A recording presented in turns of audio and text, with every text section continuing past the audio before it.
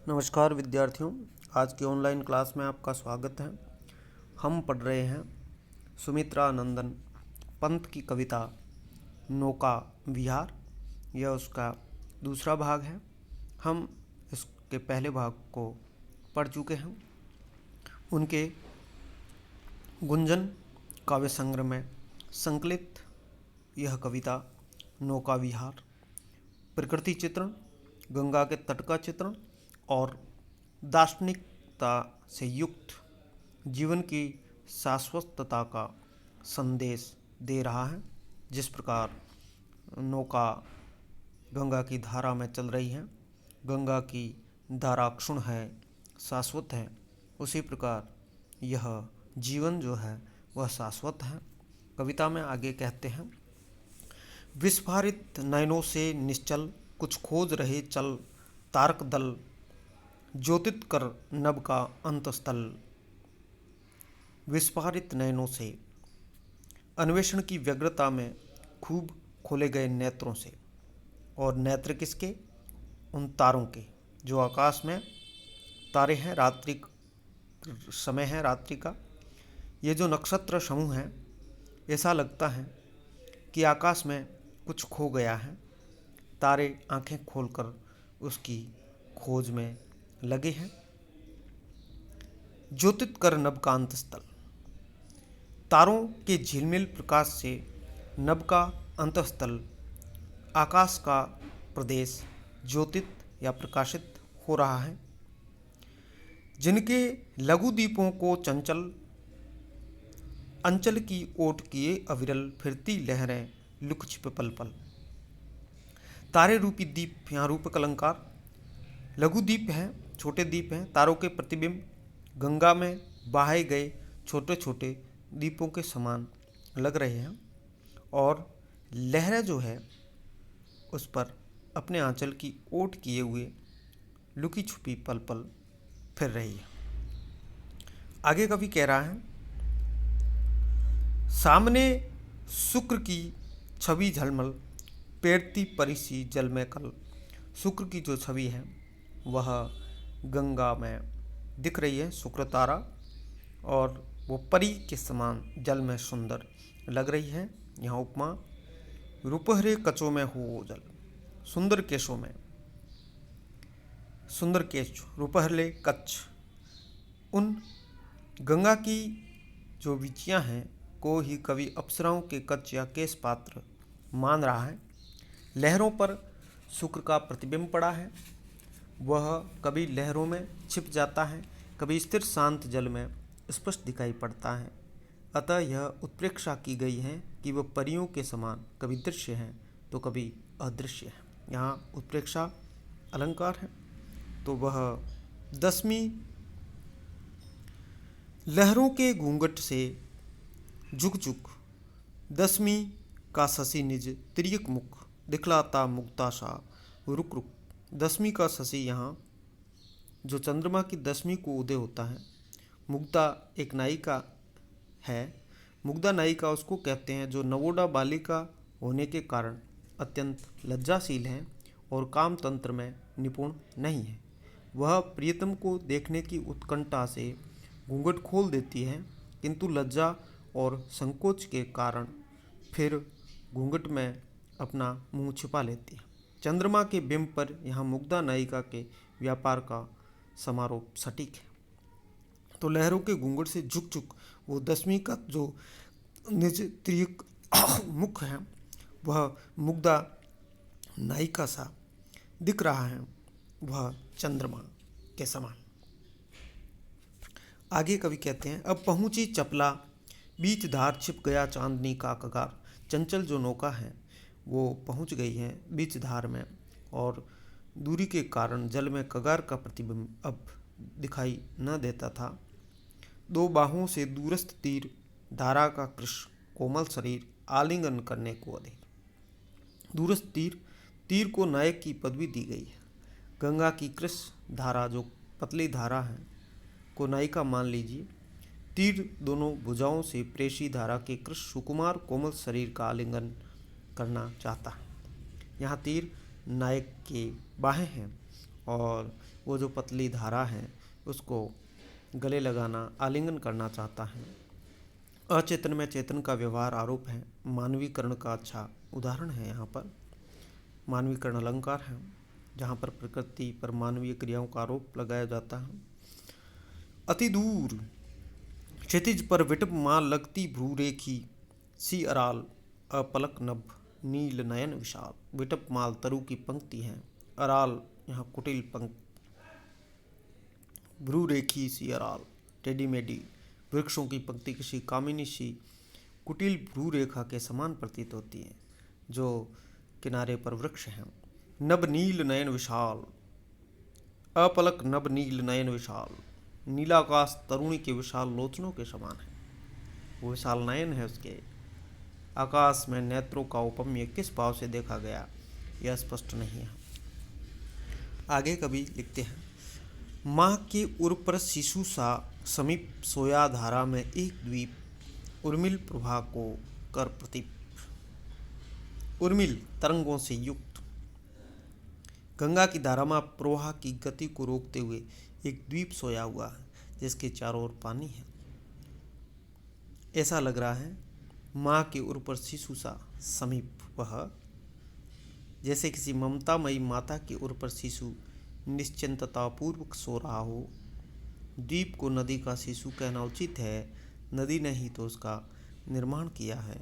वह सो रहा है और धारा को प्रतीप करते हुए, उल्टा करते हुए। वह कौन विहग क्या विकल कोक, उड़ता हरने निज विरह शोक, छाया की कोकी को बिलोक। कवि पूछता है वह कौन सा पक्षी है, क्या विकल कोक तो नहीं, क्या वो अपना विरह शोक हरने के लिए उड़ रहा है। वह विकल कोक है, वह दुखी चक्रवाक है। कभी समय है कि चक्रवाक पक्षी रात के समय में वियुक्त हो जाते हैं, ये कहा जाता है। वो छाया की कोकी जल में अपना प्रतिबिंब देखकर उसी को चक्रवाकी समझता है। उससे मिलने की व्याकुलता में क्रंदन करता है, रोता है, और वह छाया कोकी अपनी ही छाया को देख करके अपना विरह सो कर रहा है कि मुझे वह चकवी मिल गई है। पतवार घुमा अप्रतनु भार, नौका घूमी विपरीत धार।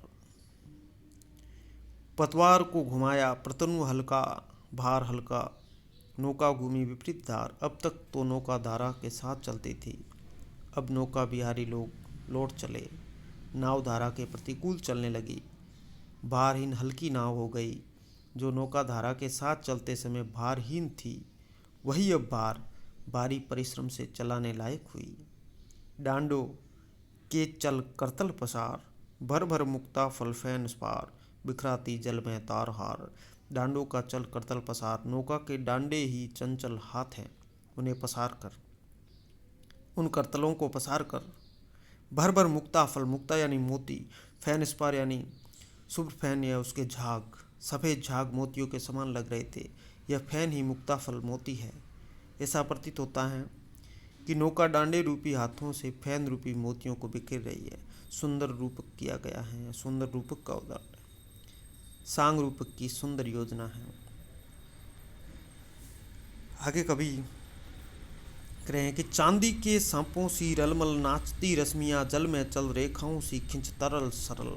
चांदी के सांप, चंद्र किरणें शुभ्र गंगा जल पर चांदी के सांप जैसी दिखाई दे रही।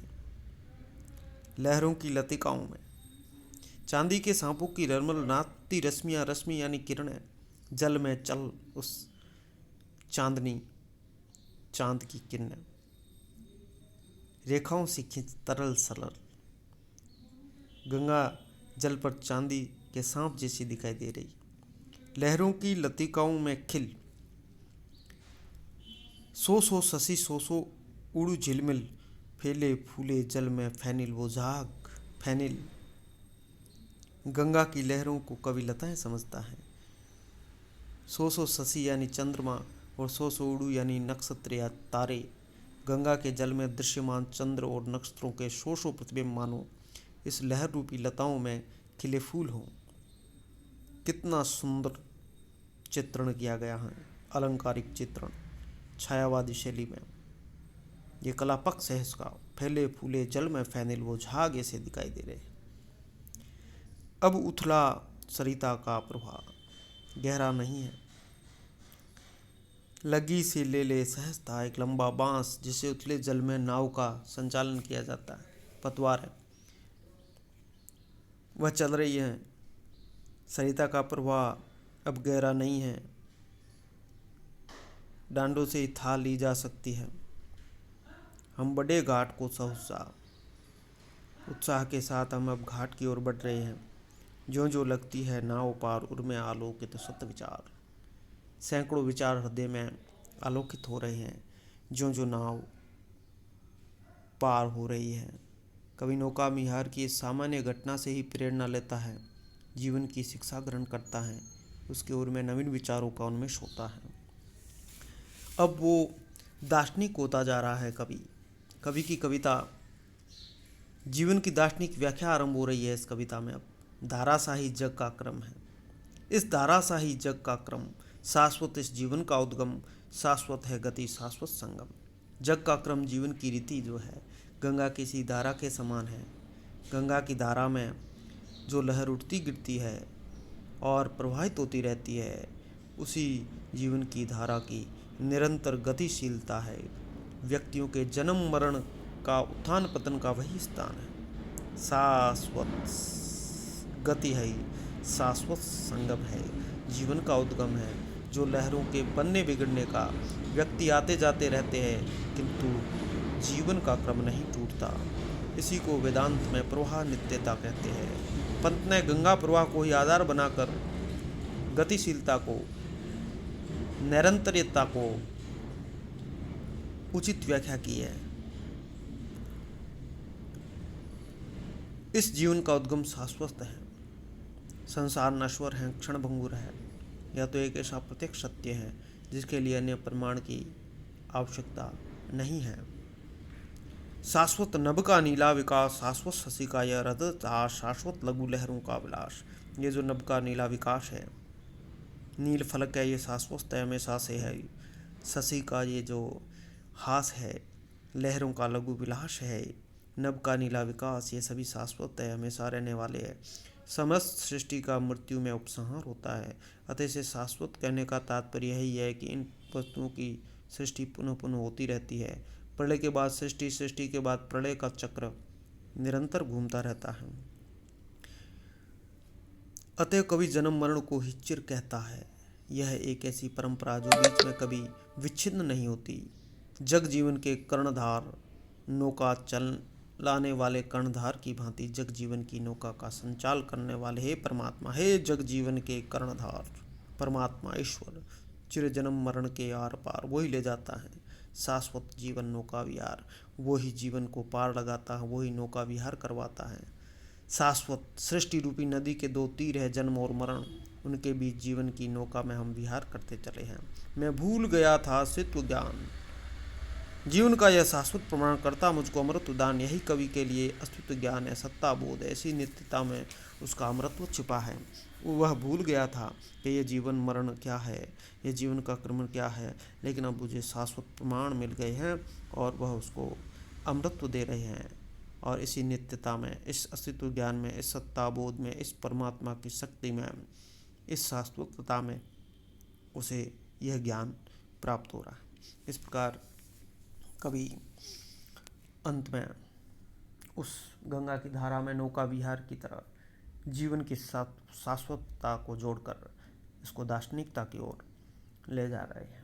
खड़ी बोली हिंदी में तत्सम प्रधान शब्दावली में यह कविता रूपक, मानवीकरण, उपमा, अनुप्रास, उत्प्रेक्षा, अलंकारों से युक्त एक छायावादी शैली में, छायावादी सौंदर्य बोध और लाक्षणिकता और दृश्य बिंबों के साथ यह कविता कला पक्ष या अभिव्यक्ति पक्ष की तरफ से भी समृद्ध है। बहुत सुंदर गीत की तरह 16-16 मात्राओं का छंद इसमें विधान किया गया। तो इस प्रकार यह कविता आज पूर्ण होती है। आगे की हम बाद में बात करेंगे। धन्यवाद।